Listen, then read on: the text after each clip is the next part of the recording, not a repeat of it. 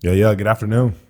Yeah, man. We are in we have a slightly new look. We'll see how it does with you guys. If you like the new look, thumbs Thumbs up. up it, If you hate the new look, drop us a comment. Be please. kind. Actually, we don't care. You can say what you want because we gonna say what we want. Yeah, That's man. all I know. So Yeah.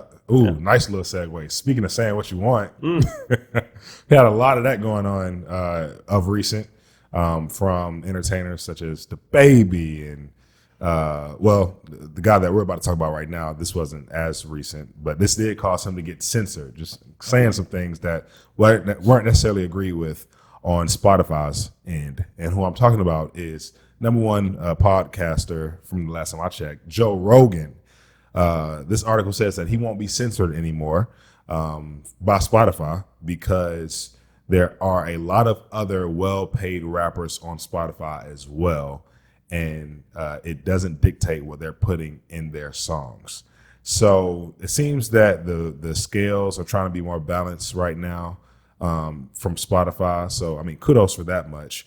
But it's interesting to see how Joe even got censored, and other rappers that shall go unnamed didn't get censored after they've said, the most outlandish things in their own content. So what are your thoughts about this? Why was Joe censored, do you think, and some of these other folks weren't? And where do we go from here?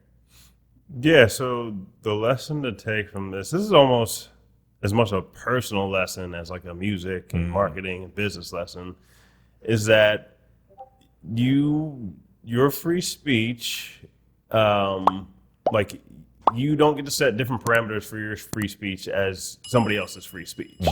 Just because you don't like what they have to say Yeah, does not mean that they aren't allowed to say it. facts. There's a difference between hate speech and speech that you hate. Learn the difference. Just because you hate somebody's speech doesn't mean it's actually hate speech. Like if they're talking about inciting violence versus somebody like actively saying, hey, go do X, Y, and Z to these people. Okay, that is hate speech. If they're just saying like, hey, I don't agree with something that's going on, that's not hate speech. It's not violent speech. Speech itself is not violent. It can incite violence. Yeah. The speech itself is not violence. Right. No matter how much you don't like it. So I don't agree with everything Joe Rogan says. I know you don't agree with everything Joe Rogan says because we've talked about some of the stuff he said. Right. Does that mean that if I were an employee at Spotify, I would go and whine and complain to my managers and to my bosses, and I'll write this to corporate that I'm going to get these people to quit with me? Okay, fine, go quit. Yeah. Is essentially what they're finally saying. Right. They finally, have the gall to say it. Like, look, you guys didn't complain about these thousands of rappers, which we've talked about multiple times. Now they're just saying it out in the open. Right. And it's still crazy that nobody actually said anything to them, like recognizes this hypocrisy. They said that, we have thousands of these rappers or thousands of people in rock and pop, and they are promoting very heinous stuff. Let's just call it what it is. Right. It's not that people aren't just talking about what goes on in their environment. There's a difference between saying, here's what I went through growing up versus promoting, bad stuff in society. Okay. So as that continued to play out, and as they keep putting all these songs on their top playlists and all that stuff like that, and you notice that, okay, my employees or whatever are complaining about Joe Rogan because he might say some stuff politically that, quite frankly, this is call a spade, people on more so the left side of the aisle politically would be complaining about to their Spotify managers. Right. Whereas if Joe Rogan was saying stuff that was more so just like blatantly on the left, like they wouldn't get this backlash from employees. 100%. So, and it's, honestly, the weird thing is he's really not that far on the right.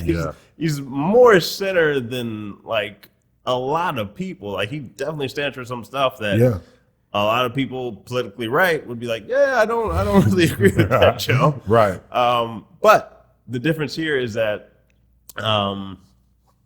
a lot of tech companies have younger employees who might not even make up the majority of their employee base, but Right. just are louder right now and just have more energy to be loud, Right. and complain louder. Yeah. Therefore, like people who don't necessarily own the company, but are like, higher up in the company, just kind of don't want to hear it anymore. Right. And as long as it benefits them PR wise, then they were willing to do it.